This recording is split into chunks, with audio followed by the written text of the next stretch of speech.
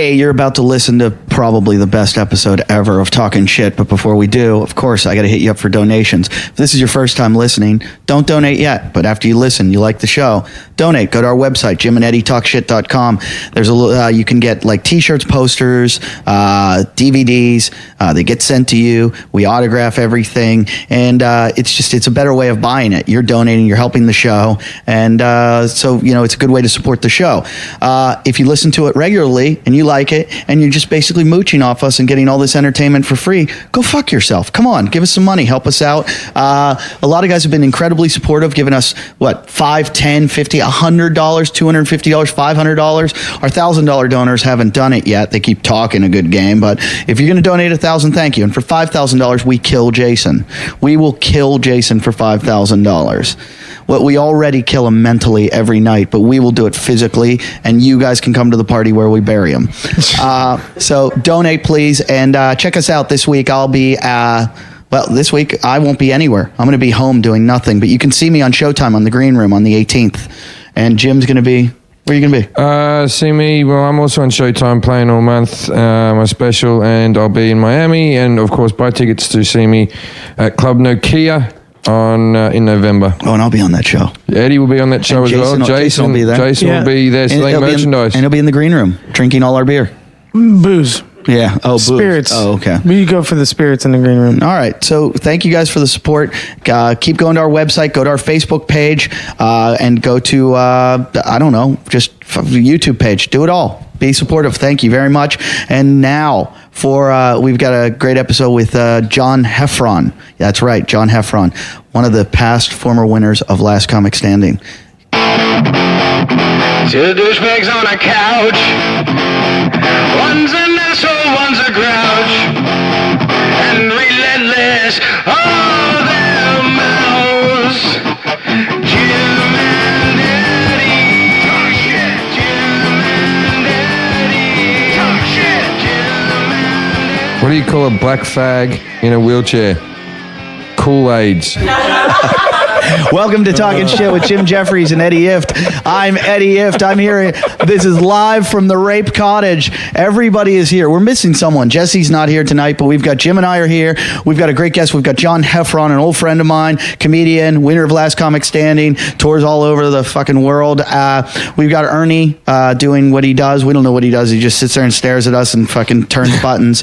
Ray acting like he does shit. Jason is unfortunately here. I don't know why I said unfortunately. Deep down, I really... I love you. You're okay. I don't love you. I don't love you. Lalit, I love you more than I love him, except that you let your dog piss on my rug last night, and that pissed me off. I was very angry about that. And then you walked off into the sunset with Jason afterwards. And you two have a weird I found the most tasteless joke. Jim's still on the Truly Tasteless. He can't stop reading that book. I can't believe that in modern society this book has been turned into a Kindle version. What's the joke? Okay, why don't black women make good nuns? Why? They can't say superior after mother. That's pretty harsh. All right, we did. Jim has discovered the Truly Tasteless Joke Book. We did on our last episode. Right now, though, we have a new thing. Before we get to our guest, John Heffron, we have a number that you can find. It's on our Facebook page. I don't know what the phone number is, but apparently a lot of guys called it.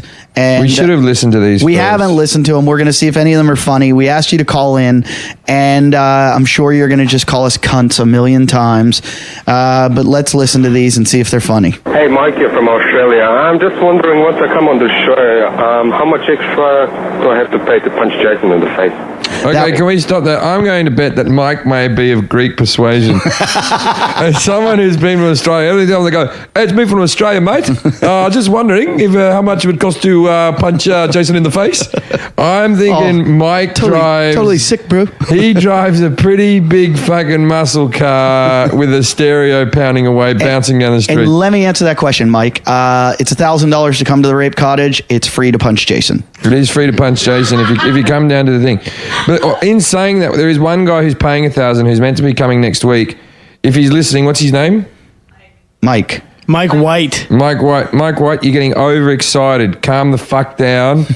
I don't want him to be disappointed Because he's there going, well, should I bring something? I can't wait to... No, you're just going to be sitting watching a show. I don't know how impressive you think this situation's going to get. When the song says 2 douchebags on a couch, that's really it. That's the whole show. I don't know what you're expecting to happen, but he's bringing his wife, isn't he? Yeah. He's talking about that. He messaged me asking if it's a good idea to bring his wife or not. Why? Then what did you He's write like, back? is it safe? I said, Jim and Eddie don't have any boundaries. It's your call. I think- Is your wife cool? I was like, if your wife's cool like that, and he writes back, LOL, my wife's great. She married me. There'll be 3 of us in there. Mike, Jim, and Eddie being on the All right, crazy level. Enough, Mike. Right, you know what else? You know what else I like is when he said, "Can I bring my wife?" He wasn't talking about whether it'd be safe for his wife. He wants to fuck you, Lalit. What? That's why he was asking you. He didn't ask me about his wife, but he was trying to angle in that thing whether you could get a bit of the hairy magic. I thought- So let me tell you, it's $1,000 come to the house. It's free to punch naive. Jason, and it's also free to fuck Lalit.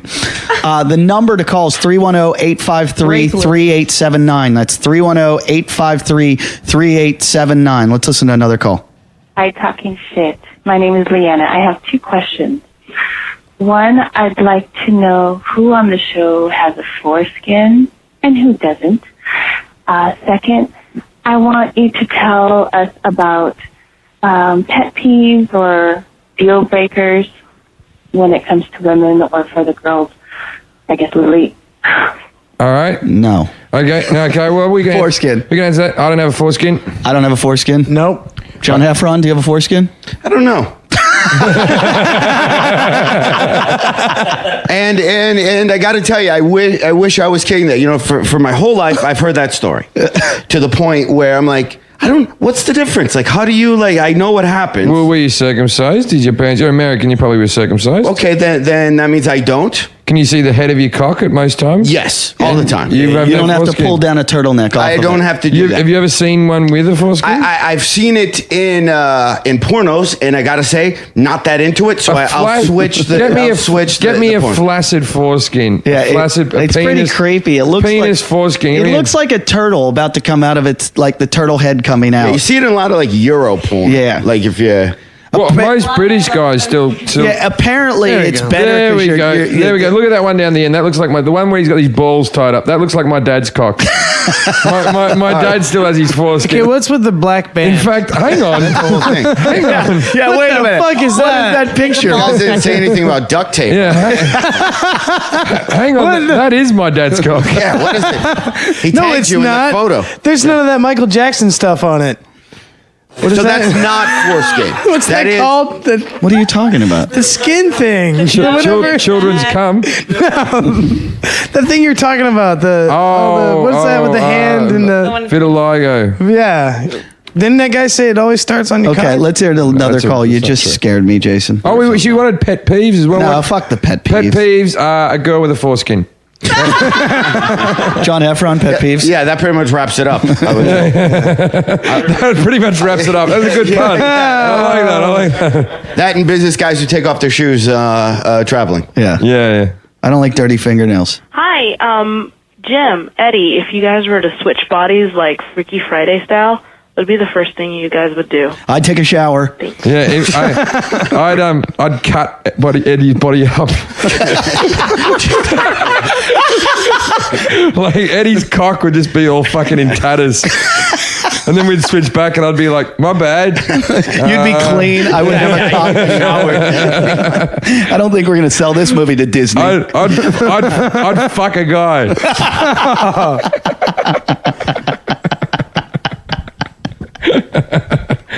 I'd eat Jason's asshole. And then not brush your teeth. Yeah. Well, that's. I hope that answers your question, Jason. If you were to swap bodies with either of us, whose body and why, and what would you do with it? I'd do yours and drive your car up a tree or something. Go crazy on the town. Have a nice fucking hot rod night. You know, Good times. So You could just steal his car. You'd steal my body. You're thinking that my car knows my body. You're thinking, Well, if I'm in your body, then I'm going to be Does he have Kit? almost. Retina tested. And I like how you get it and then you commit suicide. That means I just have to remain in your body forever. The switch would never happen back. Exactly. That's Can you what I'd do. imagine if he switched into Jason's If body? I switched into, I could make Jason's body work. It's only his personality that's weighing him down. Next call. That's true. That's true. You're only 65 pounds overweight. Next one. That could come off in 3 years. I'm enjoying these. These are simple questions. Filthy fucking cunts. I spent 2 hours on a fucking train trying to dial your fucking place, you cunts. Anyway, I hope this show does well. I'm about to donate some money for $100 Australian. So I hope fucking shit does well, bros. And I hope you take a big shit on Jason's chest. Thanks, bro. I thought we had these numbers set out so that people could ask us questions. Yeah. Not requests that we do things. like imagine if every time someone called in like that, we had to do it. And I'm like, think- all right, well, I guess we're shitting on Jason's chest. Big Philly steamer. Big Philly steamer? A Philly steamer. Why do you call it that? That's what it's called, isn't it? When you take a shit on someone's chest and isn't that called a Philly steamer? That wasn't a dirty sound. It's in that book. You pointed that page that it's like a You're on dictionary of You're something. on your own here. No, it's a dictionary of like terms and stuff. Like you and your brother made one up. It was in it or something. Don't know what you're talking about. You know what I'm talking. Yeah, this thing right here. What's the Philly steamer say? No, it normally performed by homosexual men. The Philly steamer would be the act of two men defecating into a cylinder type apertures, forcing one's or another deprecation into the opposite party. That doesn't even make sense. Number 3, taking a dump on your partner's chest. Yeah, What's number- in Jason's defense, it does say the bit that's upsetting about this is why has Philadelphia been lumbered with this? Yeah, well, here's and the why top. does Jason know? Here's what it says, top one, Philly steamer. One of the many bums in Philly who in the wintertime stretches him or herself out on one of the many metal grates in Center City with continuous steams of steam coming out of them in order to keep from freezing to death. All right, good. Thanks for I've reading seen that. that. Now we're going to change this. Is this better or worse? Now read line 2. That was really dumb. That was really fucking dumb. Whoever took the time. I wonder about people on the internet, how much time they have to write shit. Oh, they got a lot. But I mean, like in anything, in a forum, I've seen answering a I've question. seen comments underneath like pornos. Yeah. Like what guys go, oh, I fuck her way better than that. Like, just be happy you're seeing porn. You know what I mean? Like you're gonna comment. I hate the bit where they go at 2 minutes 48. What's that? What's with that bit of skin? Or she, like, who the fuck's pausing? And the thing is, then as soon as I read that, I'm like, I guess I have to see what happens at 2 minutes 48. And I think I have a lot of time on my hands. I would never comment on something. I don't Not a update porn. my web page. yeah, you're gonna. Let alone other people's. Like, I don't know how my Wikipedia page exists. No. I don't know where they get the information. Who gives a shit about me to even write it? Somebody added to your Wikipedia page about Jason. Did you see it? What was that? They call him a hobo bum. No, they added something else. I don't know. Go to Jim's Wikipedia page and pull up. Hobo scrounger, I think, is the word they used. Hobo. What do you scrounger. prefer? I don't want to be in the category.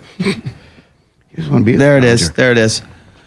It's under his It career. says he does a podcast twice a week with fellow comedian and friend Eddie Ifft. It is recorded from their home in L.A. and stars themselves along with their friend and fat hobo steak stealing scrounger Jason Auer and his best friend the hematoma.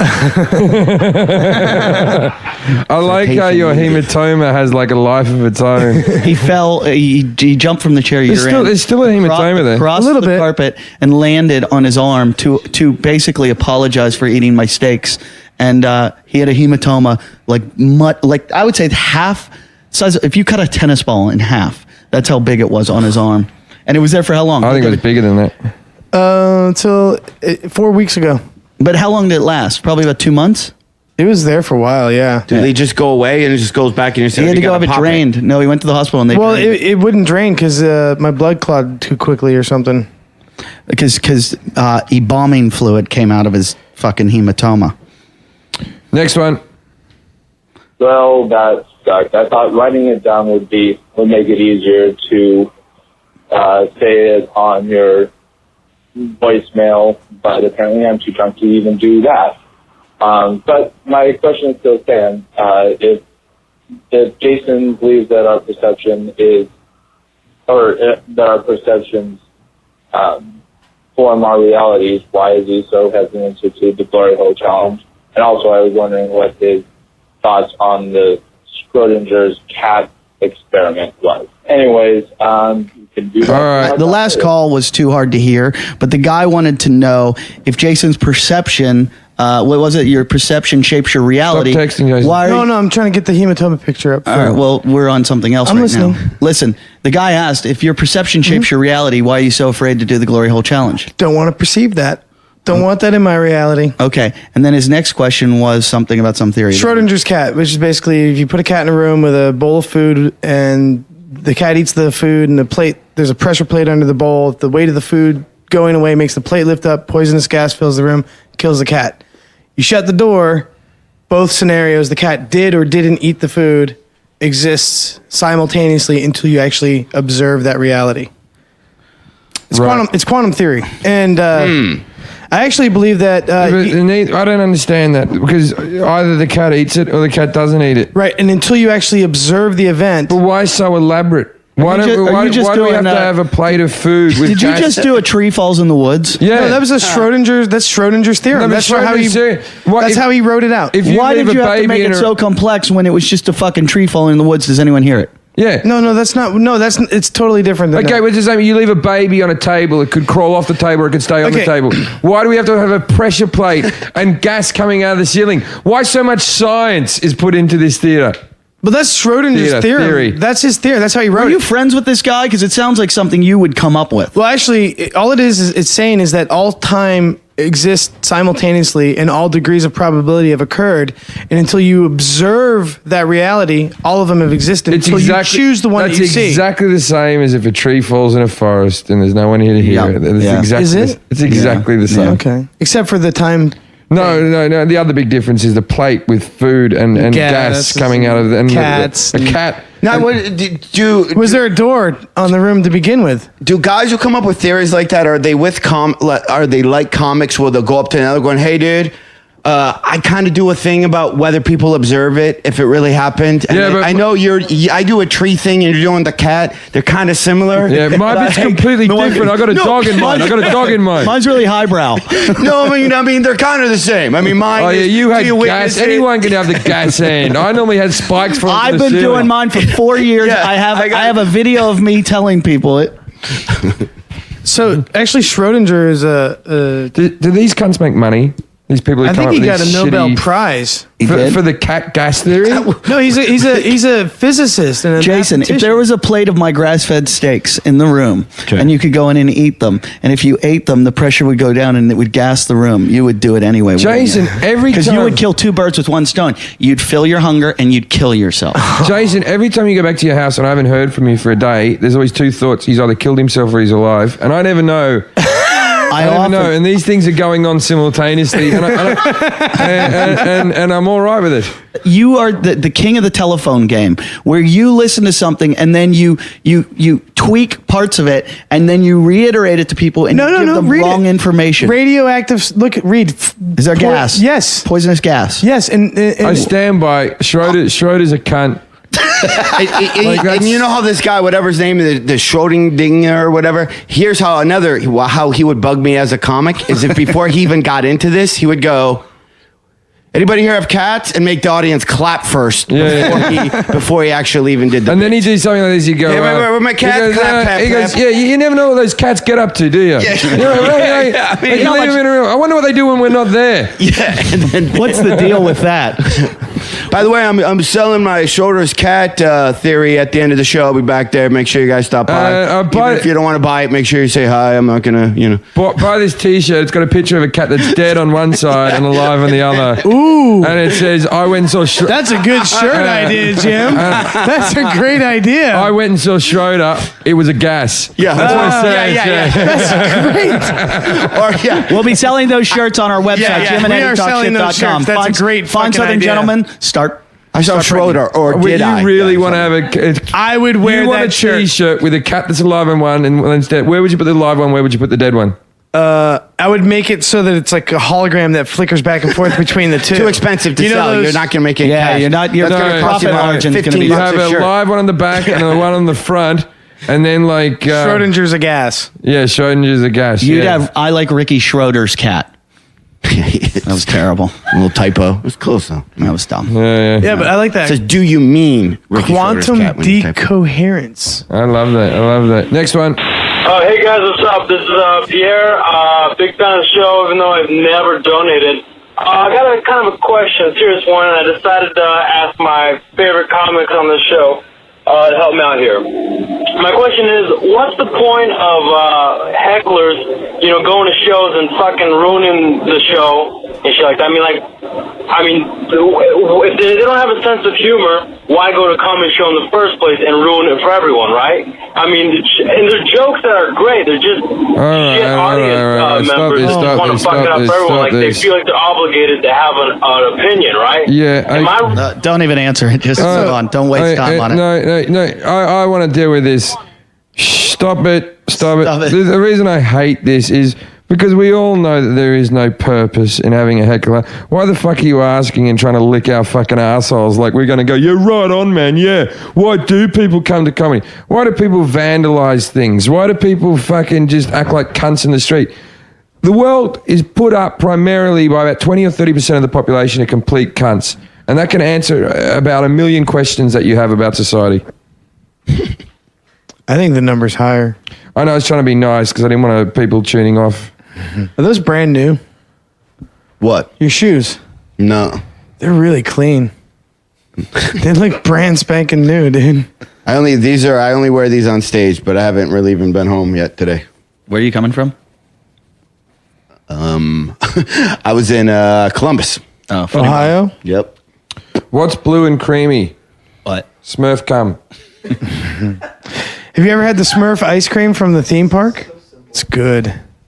You got to figure that book truly traces jokes. Every house had it. Yeah. Because everyone's dad mathematically was probably 28, 29, 30 when they got that book. Right. That's why you had a... Yeah, you know, businessmen at a bought those back 9-year-old in the 70s and stuff. Yeah, but you were probably right around 30 years old, 30, 35, and your kid was probably... Jim got his 10. at the right age. I remember when I first got my hands on it, I thought it was the funniest thing I'd ever seen in my life. Yeah. I think a kid brought it to school or was, I didn't even I had a flashback when he pulled that thing out. I totally forgot. Like when I was a kid, we would go to Florida to see my family on vacation. And my grandparents lived in a trailer park down there. And my grandpa had those books. I would just read those things cover to cover. I tell you what, my stand-up career's changed. Someone's got new material. Yeah. You have a whole new album. Jim Jeffries, Truly Tasteless. Yeah, you should on call your BET. And here's the unfortunate thing about that book. You could do those jokes, get laughs, and the audience doesn't care. No. Like, so you can sit and craft, and have, a really funny, this is a great, or do one of those, and they equally are like, genius. Yep. Just genius. Yeah, it's over. Those days, because there's just so much shit available on the internet, and there's so much parallel thought that everybody's gone, fuck it. Who cares? Yeah. Where were the old days of the Mencia-Rogan fights? The good old days when you got called out or punched in the face. What's 8 miles long and has the IQ of 40? What? The St. Patrick's Day Parade. Ooh. Getting into the Arnie, do we have political, topical. So let's talk to John about Last Comic Standing, which you never did, Jim, did you? You're the only comic in America that did not do Last Comic I Standing. tell you what, they had Last Comic Standing where they did the one around the world, where they where I think Matt Kirshen and Jim Tavares and a few other British acts came over, and Paul Foote, I think, came over to do it. And so they had the auditions in London, and I went for a TV meeting in London or something like that, and I was walking down the street, and I walked past the Comedy Store, and I saw something was on during the day, and they were like, Jim Jeffries, right? And I said, yeah. And they go, come in and audition. This is how few people showed up. Really? They got people off the street to make that queue around the block of people going, we're all here for the last comic standing. They couldn't get one self-respecting British comic to do it. Oh, but the guys that did it were pretty self-respecting. No, but in the end, people got invited. Well, that's how we did it. I didn't stand in line. You got an invite. Yeah, I did. Well, my thing was that I actually shot the pilot for the show. Like even before season 1, it was me, Doug Stanhope, and some other dudes, and so season 1 happened, and I think it was popular, or it was like starting, and then they were going to do season 2, and I was at my now wife's house in Florida, flying up to Detroit, and there was an audition in Nashville, and they said, hey, do you want to do this? And I go, well, yeah, I think at that point I had like one Tonight Show and maybe a half-hour special. I go, yeah, I'll pop in, I'll get on one episode, and it'll be just the TV experience. Yeah. I think it was also trying to get like after health insurance. Like, so I was mathematically going, if I'm on it twice, I'll get... Well, with AFTRA, with the union, the American Federation of TV and Radio Artists, you have to make so much money to get health insurance. So people do shit. Like, you'll see somebody on a shitty show, and why'd they do that? Yeah. Just to get your health insurance. So I popped in, didn't wait in line, just went and I'll just go on, I'll perform. Hopefully I'll make it on that episode. And then it just kind of, steamrolled. Then I was on the entire time. It wasn't like some mathematical thing that it wasn't a show that I wanted to do or whatever, but, I went to the... Obviously, that would have changed your life, though, completely, right? It did. It was one of those things where, like, you don't believe how many comics do openly give me shit. 14 million people were watching it a night. And there are always comics, though, that haven't been like, so they'll go, well, last comic made stars out of people. And I don't have an ego to the point where I go, do you want to talk about how much I accomplished as a comic 10 years before even last comic happened? Like they didn't realize I've done comedy since 88. Yeah. Right. And so, and did as much road as anyone could, blah, blah, blah, blah, blah. No, I don't agree with the show personally, because when they made him go through, I don't know if they did it in your season, but when they made him do tasks, like being... No, I was the only season, they switched it after ours, where we had to do really stupid shit. Yeah. Like we did really like embarrassing... I was on the year with you. And I remember I had lunch with you the day that I got kicked off. We were at that barbecue place. And we were all talking about quitting comedy. You, me, and DC. Oh, that's what you asked. I'm sorry. Yeah, I met my wife, and she was living in Florida, and I had a couple TVs, but in my brain I was going, you know what? I'll just be a road guy for the rest of my life, and if I just make, I think I had some number in my head. Let's say if I just make $2,000 a week and work 2 or 3, like I had this and I was going to move to Florida. Like that, and we would have known what would happen to me if I would have became like a Florida comic or what. Yeah. And it was just one of those things where I'm like, I'll stop in and do it, and completely life-changing, and went from, who knows what would happen but that was 14 million people. Then the hardest part got immediately afterwards, where suddenly I thought everybody saw everything I've ever done, so then you had to write a whole nother hour. Then I did a special, then that was gone, and then did another hour special, and then now it's definitely on the down low swing. You know what I mean? Well, I try to write an hour a year, and it's fucking difficult, and I play a lot of the mark at the same time. I get a lot of grief from people going, oh, you did those jokes, and you're like, I'm working as fast as I can. Yeah, they don't get it. To build an hour, like I've got to do it every year for Australia when I tour. They're like, we need an hour. Well, the only way you can build an hour when you're out, you have to do a lot of your old stuff and work in the new stuff while you're doing it till you finally have a whole bunch of new stuff. It just changes slightly. And it's to like be honest, putting new parts on a car until eventually you have a new car. And some people want to hear your jokes. Some people, like, I'll do bits where people go, you didn't do this. And, there's some bits I've probably been doing, I don't know, 15 years, but you know what? I like doing them. For whatever reason, me doing, it's not, I just enjoy that bit for whatever reason. Jason has the same thing with his underwear. My policy now is I retire a joke once it airs on television. Yeah, that's when we did Last Comic, I did I think some of the winners prior or even a year or two, they could win the entire thing doing the same 5 minutes. Same 5 in like 3 sets. I don't. By the time Like I was that- off, because I also did season 3. They did a season 1 the versus best of. season. So by the time it was all over, I did 22 6-minute TV sets, never repeating anything. So that's like that many Tonight shows or whatever, where I was. I spoke to a comic who got into the final, whatever, and he might have been in like series 4 or something. And this is what he said. He said, by that stage, the show had gotten so cheap that they were going to perform in Vegas for some reason. And they flew them all into Vegas, and they were staying at the fucking Stratosphere down the road, but they made it look like they were staying in the Paris. Oh, that's funny. Like they drove them in. They drove them into the Paris, made them look like they were checking their bags and then going, Las Vegas, baby. Woo! And then they got them back in the bus and drove them down to the Stratosphere. Do you remember when they put us on the bus? Were you on the bus? They flew us in from LA to New York. I was on. Yeah, and with you. they put us in that bus, and the cameras going around, and everybody was trying to be funny and out funny everyone. And I just sat in the front of the bus, and I was like, Pablo Francisco was on. I was like, I got to get the fuck up.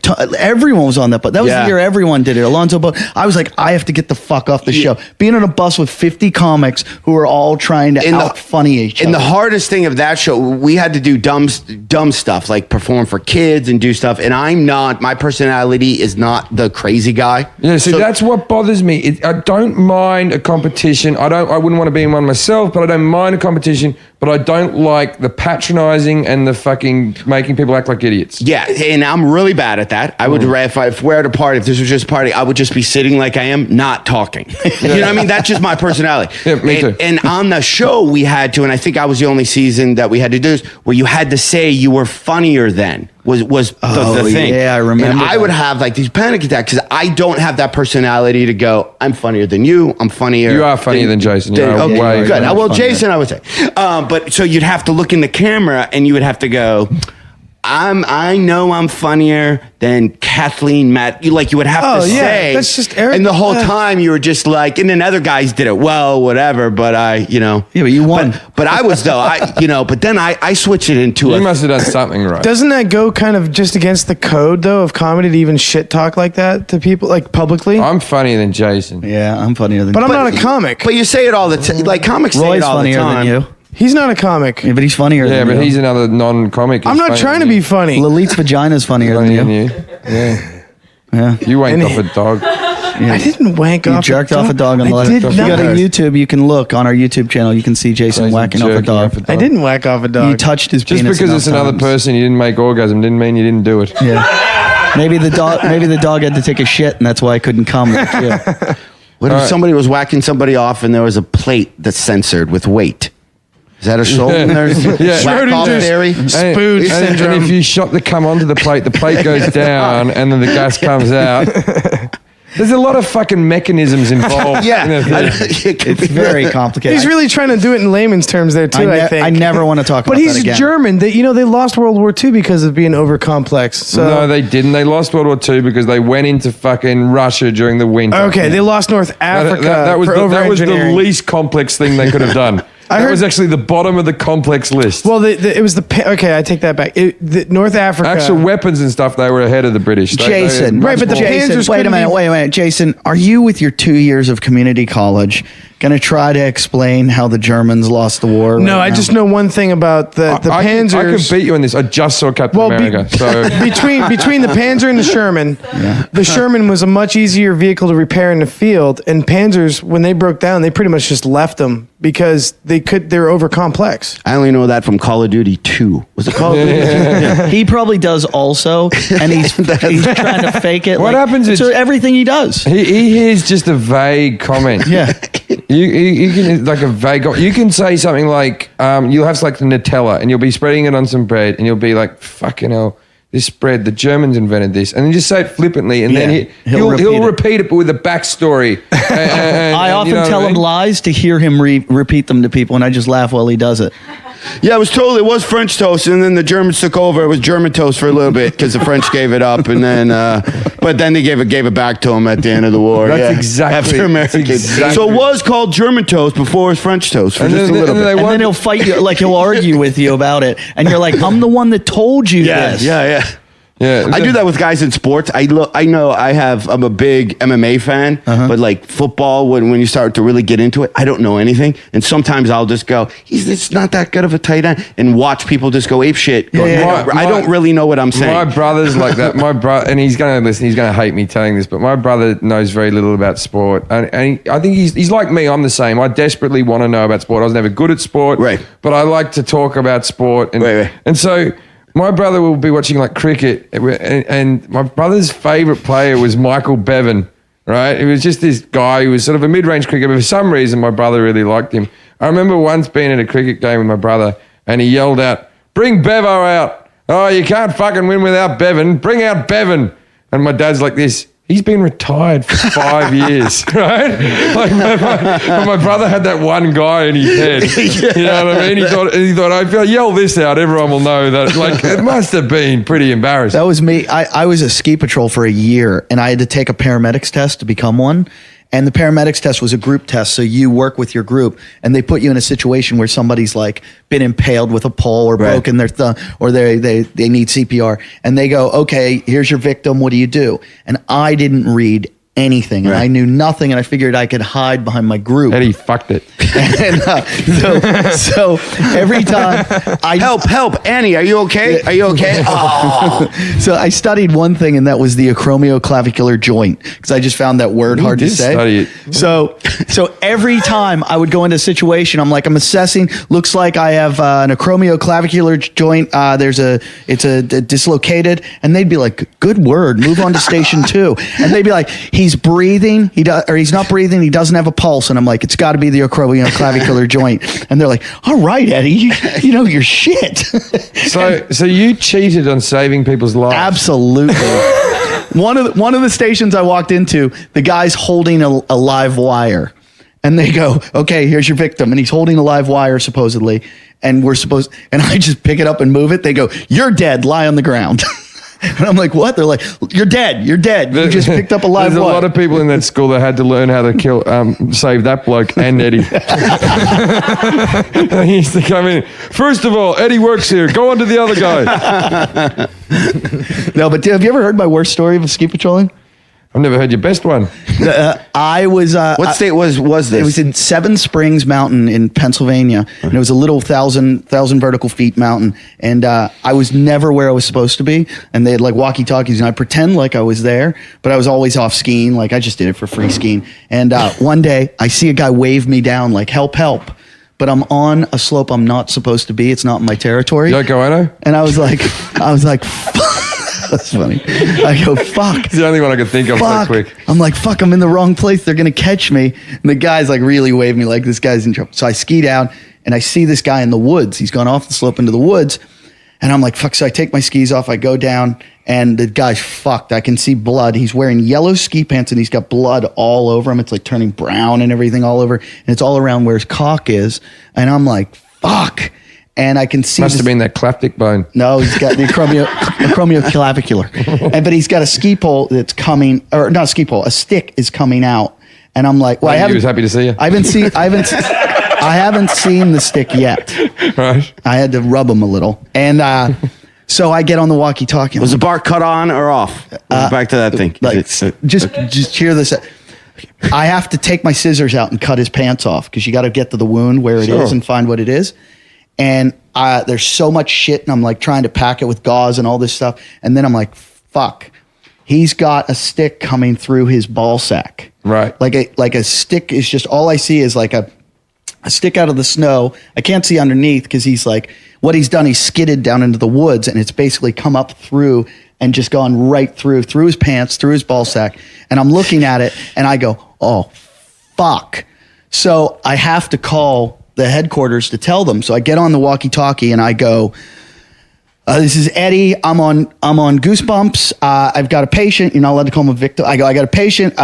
It needs assistance." And they go, "What's the code?" And first they go, "What are you doing on Goosebumps?" And I'm like, they go, "What's the code?" And you have code brown, blue, green, white. I forget them all. One brings an ambulance. One brings a toboggan, skier's toboggan. One brings a snowmobile with the toboggan. One brings life flight. And so they're like, what's the code, Eddie?" And I'm looking at it, and it's he's just gushing blood. And they're like, what's the code? And I'm so fucking nervous. I just go, bring everything you got. And turns out they got there. They were there in like seconds, and guys just pushed me away because I wasn't like qualified enough to be there. You weren't doing well. Yeah. They pushed me away. I had to help them, but You were staying off holding your little scissors. no, listen to this. They scooped all the snow out, and they had to cut the stick because you can't pull it out. That's how people bleed to death. Sure. That's like what happened with like the crocodile hunter and stuff. You don't pull it out. So they cut the stick, put him on a backboard sideways, which you never do, but they had to because the stick was going through. Turns out the stick was going not just through his scrotum, but through his rectum also. And they just backboarded him. They life flighted him. He lost so much blood, and he was just gone on a flight. And I was like, Do you know how he was in the end? what's that? No, you're not allowed to find out. We had a guy like lose his face one day, and I couldn't find out anything. This about it. is a very substantially smaller joke, but it's in the comedy community, so I think I'll tell it. Not joke, story. Nick Wilty, you know Nick Wilty? Yeah, and I know what you're gonna. I know the story, but tell it. Nick's a British comic. He's an old school sort of comic, good guy. You know, he's gigging comic type of thing, right? Right. And Nick was at the Glastonbury Festival, which is the biggest music festival in Europe, just a big music festival. So you set up a tent, you're there for 3 days, and he was squatting down. You know when you get the tent poles that go over the top and you arch 2 poles? Yeah. And he was trying to get it locked into the thing, and he let go, and the end of the tent pole pierced through his cock and scrotum. I've seen a picture. Yeah, and he had to be helicoptered off. Went through his cock. Went through his cock. Boom! Like pierced through it. Went on either side. And his girlfriend was there, and they had to pull this tent pole out of his cock. He gets airlifted off to the hospital, whereupon they ask his girlfriend if, were you two getting along? Has there been any problems? Like they thought that she, they thought that she like stabbed his cock in the fucking middle of the night. Anyway, he's back that afternoon to do his gig. What a trooper. Showing photos to everyone of his impaled cock. Did a bit about it. First time I met him, I hadn't met him for 10 seconds. He goes, want to see a picture of my cock? And just shows it to me. I'm like, oh, fuck. Oh, my God.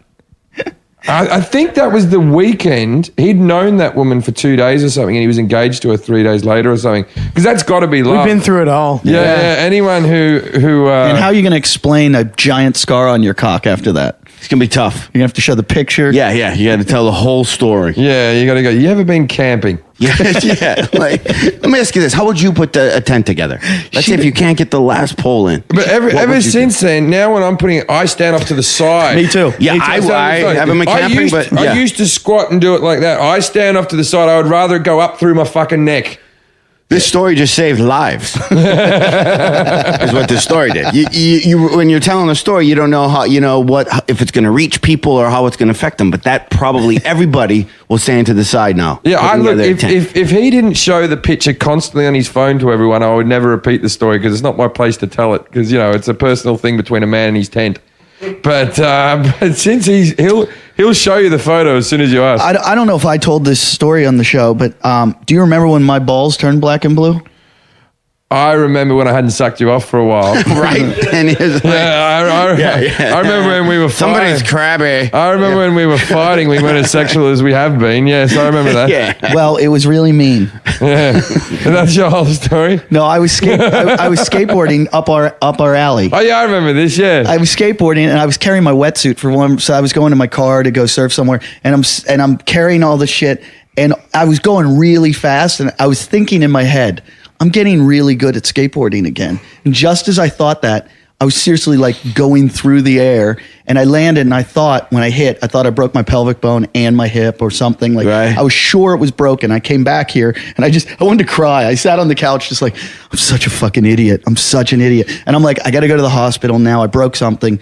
But I sat around for a while, and I'm like, maybe it's not broken. And I had an audition later that day. I went to it, and then I'm like, all right, I'll be okay. And I think I even went to the gym a couple times, and then I go off to, what's the club?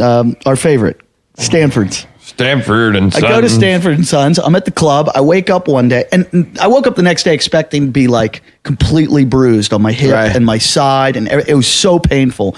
And I was expecting all this. Nothing. I wake up the next day with like a hard on, and halfway up my cock and all my balls completely purple, like black and blue purple, like when you see somebody get punched in the eye. And I'm like, I've never had a disease like this before. Right, I don't know what the fuck this is. Maybe it was like magic. Maybe it was like the movie Big, and you were just becoming black really slowly. It wouldn't be black. It would be more like pygmy. You were like the 1980s film Soul Man. So I went and showed Craig Glazer. I'm like, have you ever seen anything like this? You did. That's not the guy to show you sweat infected. How long ago was this? Like a year ago.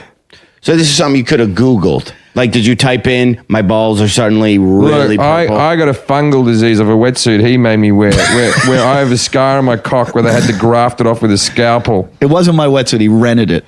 Yeah, and I was going to wear underwear underneath, and he told me, "You're a fag wearing underwear under a wetsuit." No one wears. And he goes, "They sterilize these things." I got this fungal penis infection that wasn't even an STD, which I had to go back for several treatments where they injected and just scraped the side of my cock until it was level. It was fucking horrific. Oh my God. What part did they inject? My penis.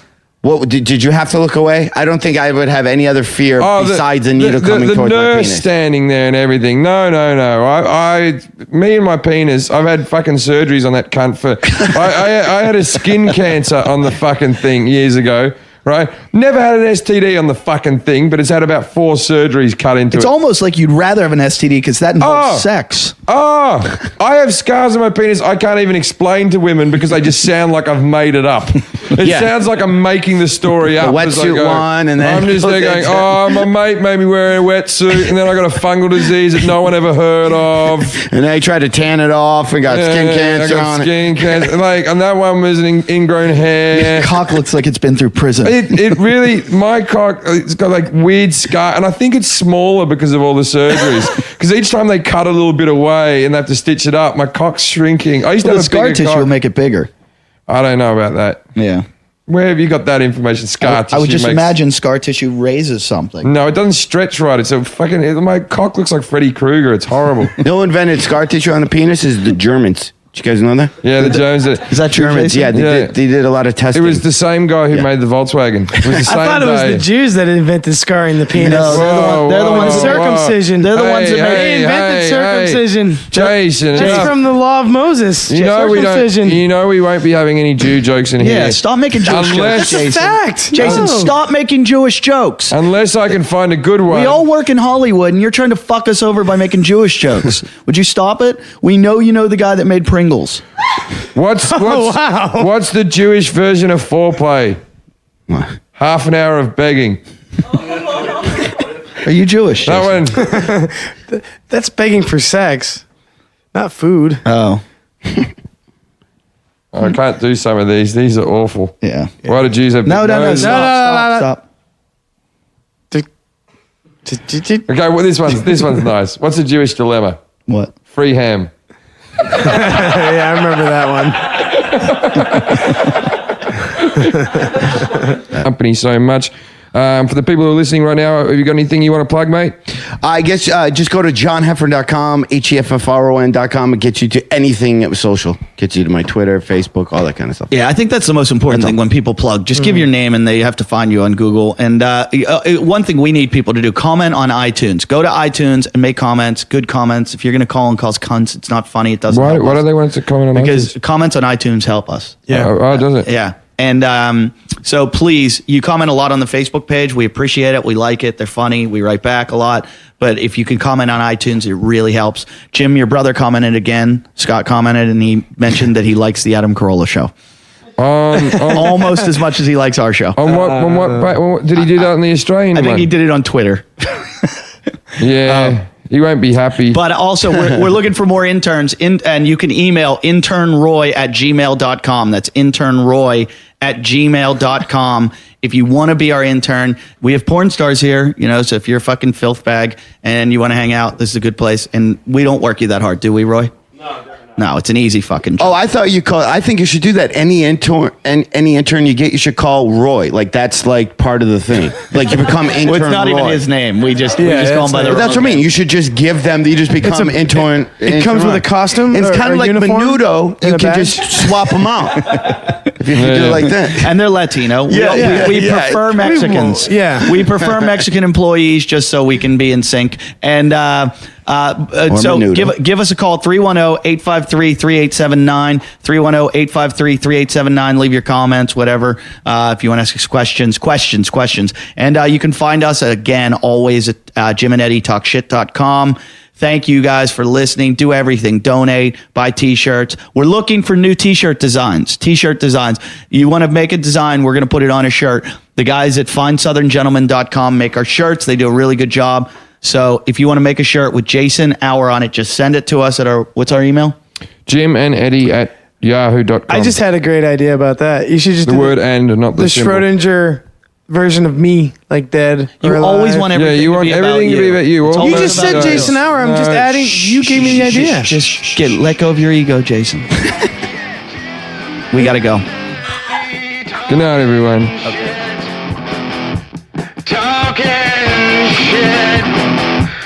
Talking shit.